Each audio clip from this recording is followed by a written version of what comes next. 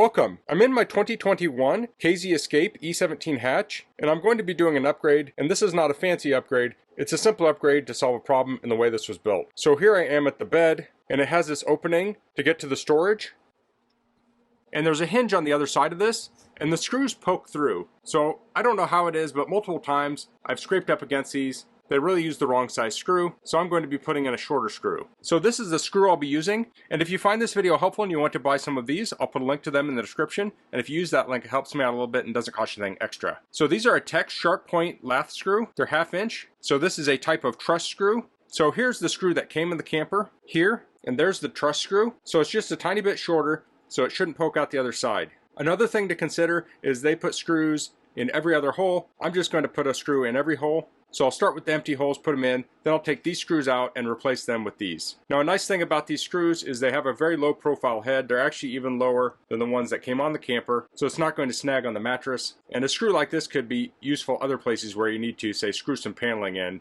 especially places that are hidden. You may not want to see a screw like this, and they do have longer versions too. So let's head to the bed and I'll swap those out.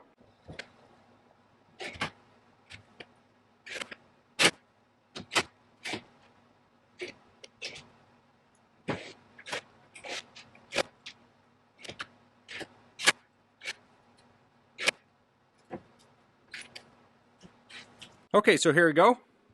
We have them all replaced. Now I'm going to keep those old screws just in case I need them somewhere else in the camper. Now you can see how every other screw was missing here. I could replace those, maybe I will in the future, who knows. Let's check the underside now.